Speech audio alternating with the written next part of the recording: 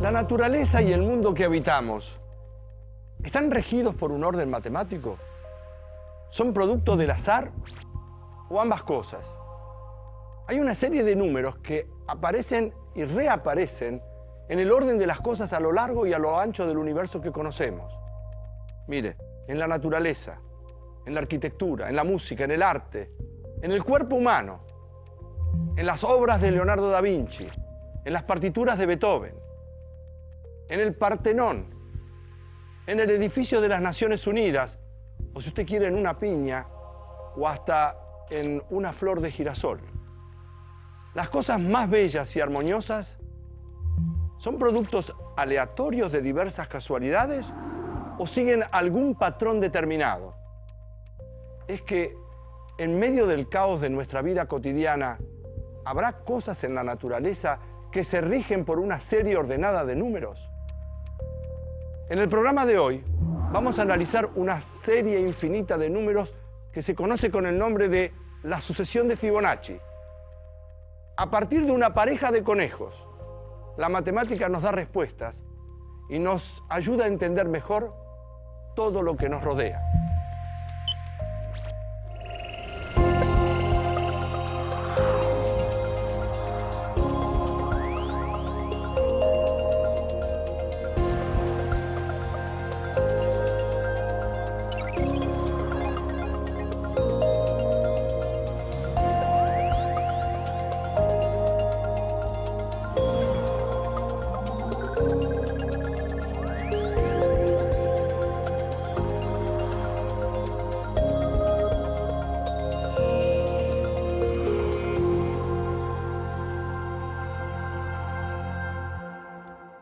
Este es un programa sobre matemática, pero permítame empezar con algo de historia.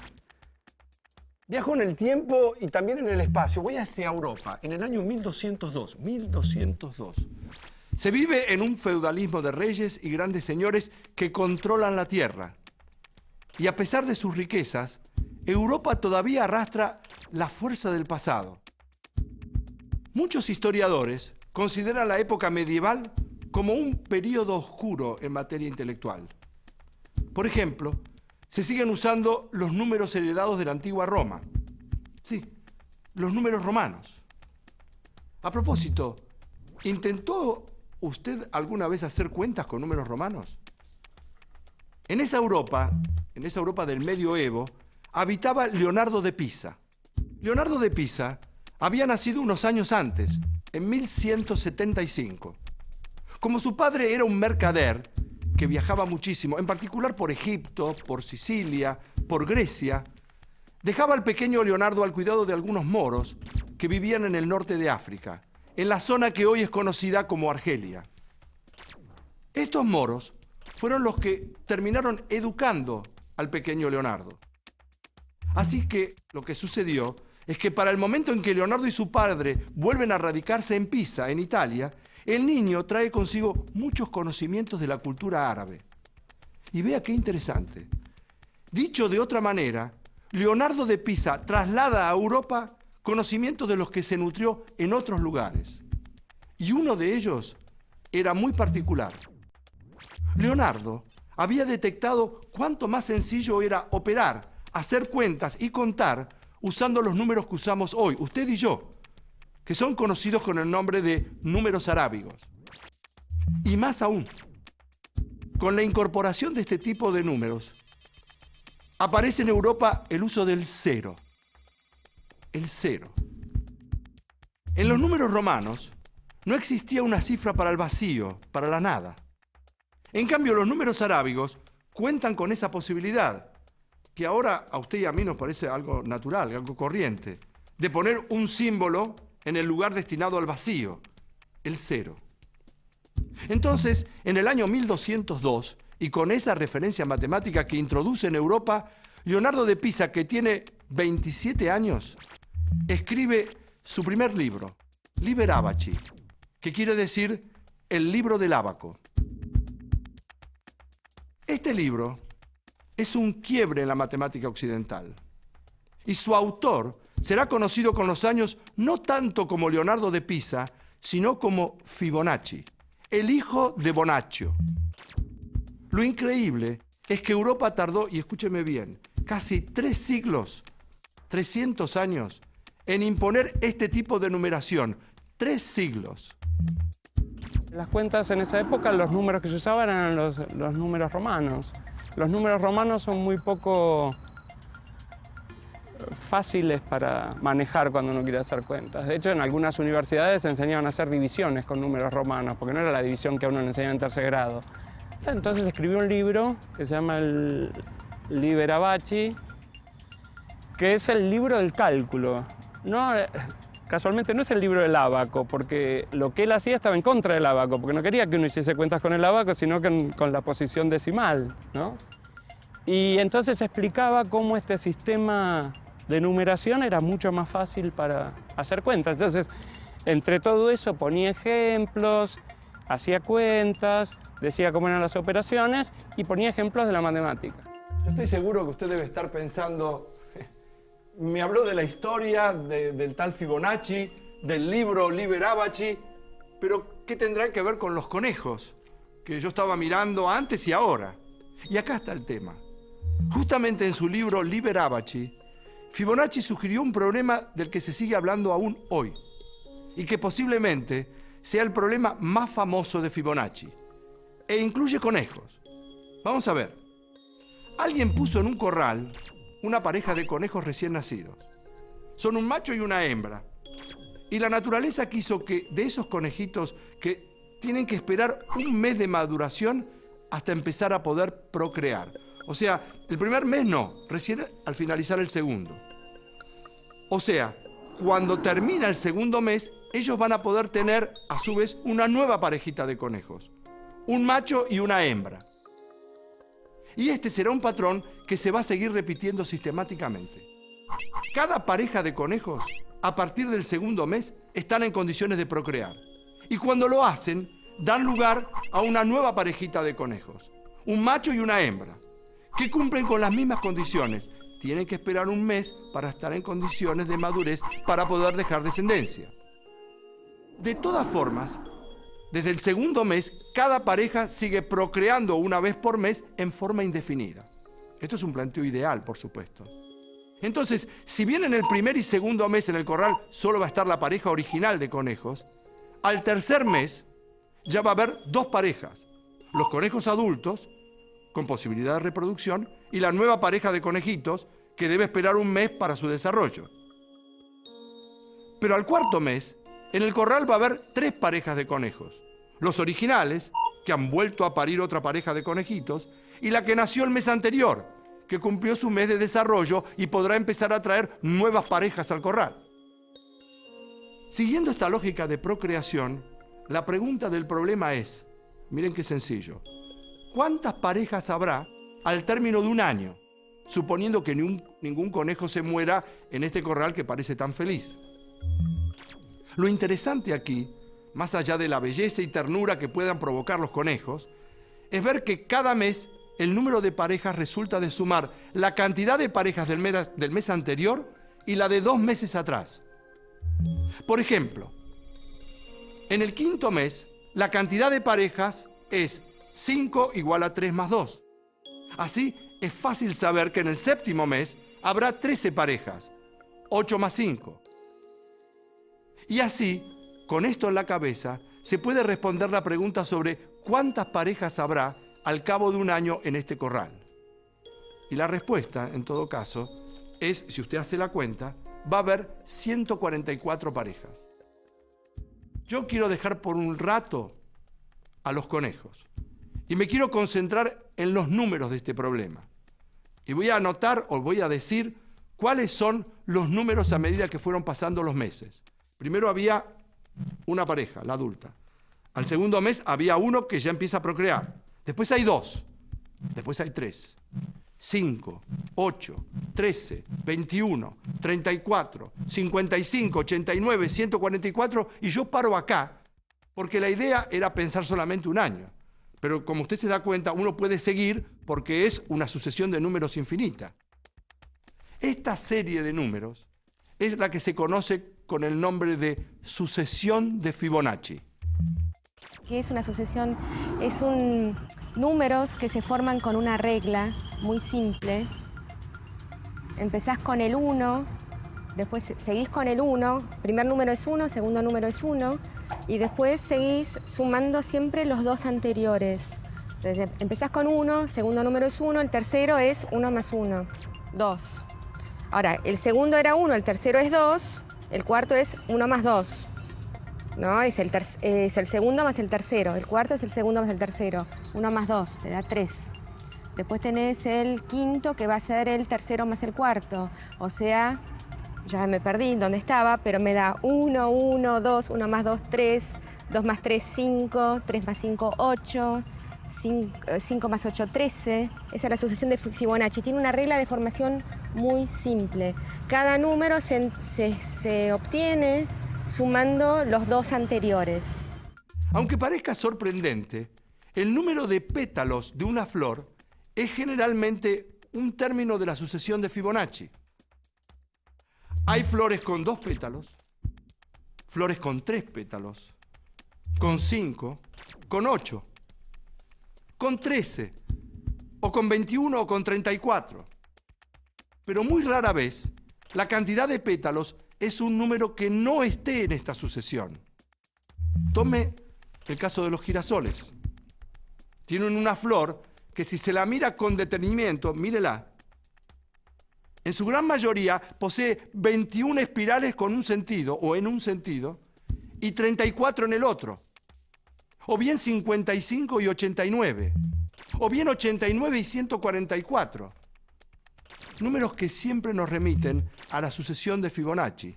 Si, por ejemplo, se detiene, usted por un instante, vaya y miren una piña, como esta. Se encuentra la sucesión de Fibonacci otra vez. Casi todas las variedades de piñas presentan un número de espirales que coincide con 2 términos de la sucesión de Fibonacci. Estoy casi seguro que usted también tiene sus propias preguntas, ¿no? Porque la naturaleza sigue un orden matemático. Como se vio, la sucesión de Fibonacci reaparece en la naturaleza y hasta se pueden encontrar en el cuerpo humano. Mire, la longitud del metacarpo es la suma de las 2 falanges proximales y la longitud de la primera falange es la suma de las 2 falanges distales. Mírelas. Y yo repito, la naturaleza sigue un ordenamiento matemático en el cuerpo humano. Ahora vuelvo a los números. Porque todavía hay algo más que encierra la sucesión de Fibonacci. Y esta es, tal vez, una de las propiedades más curiosas de la tira. En su interior contiene un número. Le propongo que haga el siguiente ejercicio. Vaya tomando 2 números consecutivos de la sucesión de Fibonacci. Divida el mayor por el menor y anote el resultado. Mire como acá. Y luego siga este proceso siempre dividiendo el mayor dividido el menor. ¿Qué va obteniendo? Si se fija con cuidado, estos cocientes van generando una nueva sucesión que se empieza a aproximar a un número.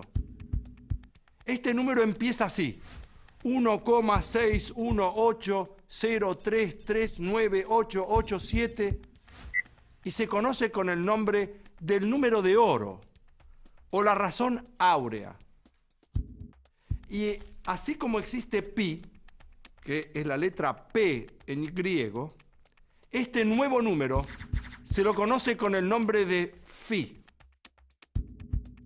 que es la letra F en griego.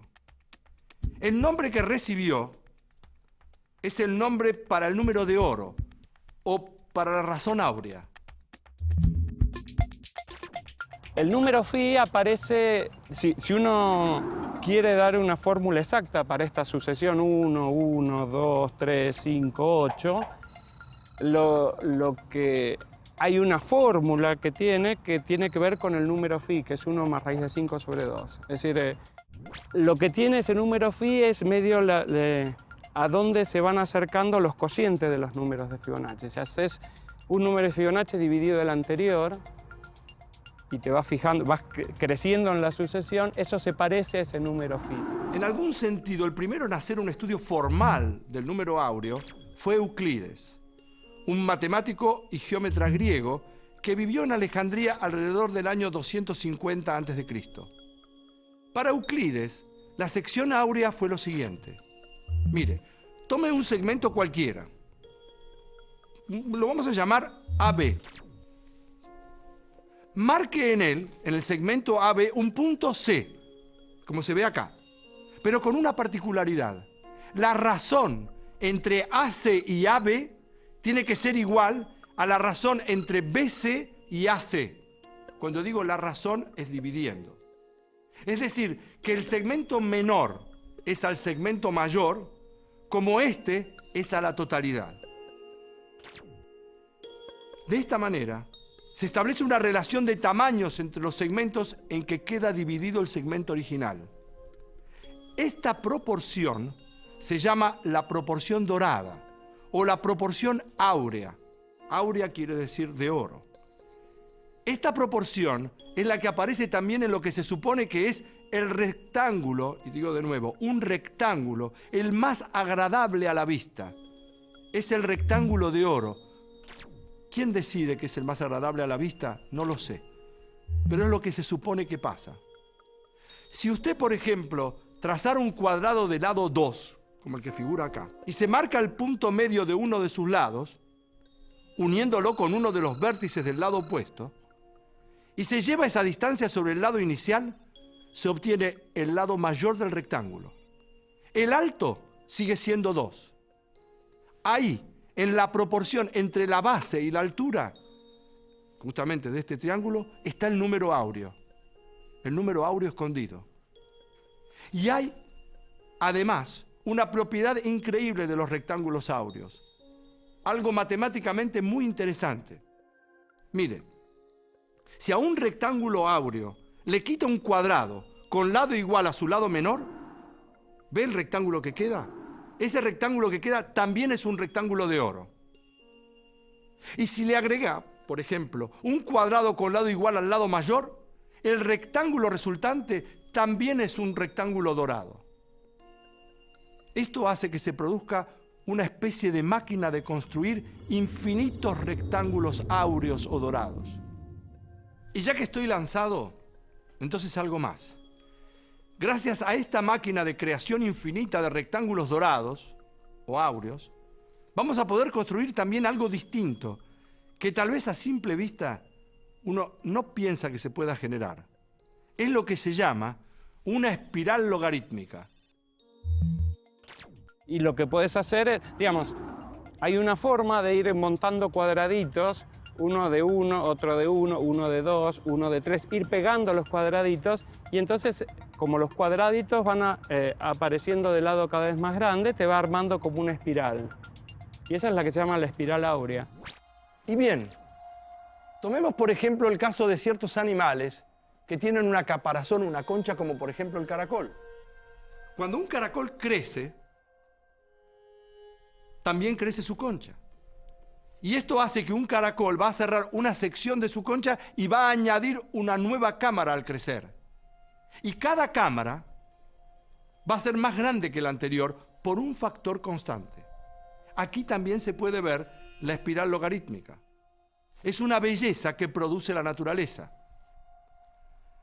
Ahora, creo que ahora se entiende el porqué de la fascinación que han tenido por la matemática los griegos y los renacentistas, en particular por este número áureo, el número que empieza 1,61803 y que sigue, y que posteriormente fue llamado Phi. Pero lo más interesante es que tanto los griegos como los renacentistas estaban fascinados por esta razón dorada, sección áurea o divina proporción, por algo que en principio, y solo en principio, parece no ser algo del orden de lo matemático. Consideraban a este número Phi, el ideal de la belleza. Supongo que si usted no es matemático, todavía se debe estar preguntando qué tan lindo, qué tan bello y qué tan armónico puede ser el número 1,61803 y que continúa indefinidamente. A este número, que se llama Phi en homenaje a Fidias, que fue quien supervisó la construcción del Partenón, fíjense lo que estoy diciendo. El Partenón es un templo ubicado en la Acrópolis de Atenas, en Grecia. Su construcción comenzó en el año 447 a.C. Y ahí fue Fidias el que hizo que con su estructura, sus dimensiones, sus detalles y en todo el complejo arquitectónico esté presente la división áurea, la razón áurea. Pero no solo en la arquitectura se encuentran los rectángulos de oro. Tome la Gioconda. Es sin duda uno de los cuadros más famosos de la historia de la pintura. Leonardo da Vinci la pintó en el siglo XVI y utilizó rectángulos dorados para plasmar el rostro de la Mona Lisa. Se los puede localizar en los detalles de ese rostro único, pero incluso en la propia forma del rostro que se encuadra en un rectángulo áureo. Y es que Leonardo da Vinci, quien pintó la Gioconda, era un renacentista en sentido pleno.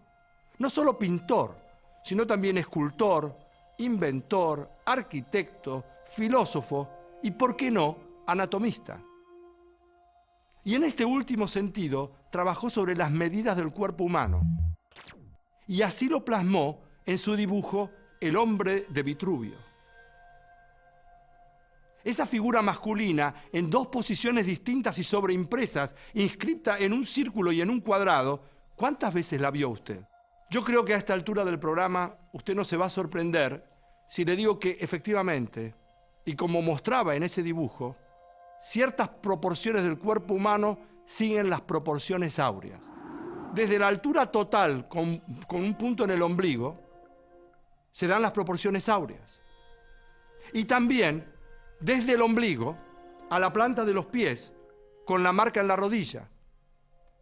O en los brazos extendidos. Y si se acuerda que hace un rato yo le mostré una radiografía y en las falanges parecía cumplirse la sucesión de Fibonacci. Entonces, como usted ya se imagina, la mano también cumple con las proporciones áureas.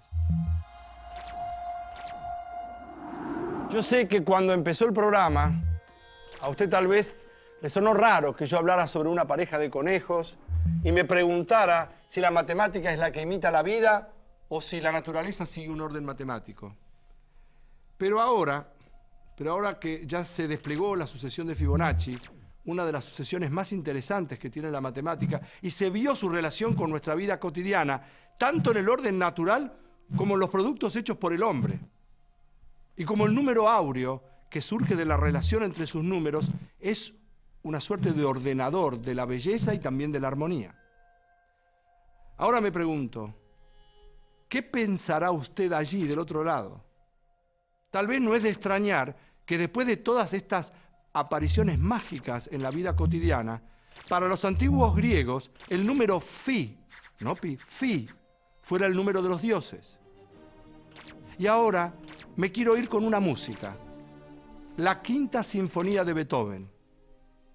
Estoy seguro que a esta altura usted no se va a sorprender si le digo que Beethoven distribuyó el tema siguiendo la sección dorada.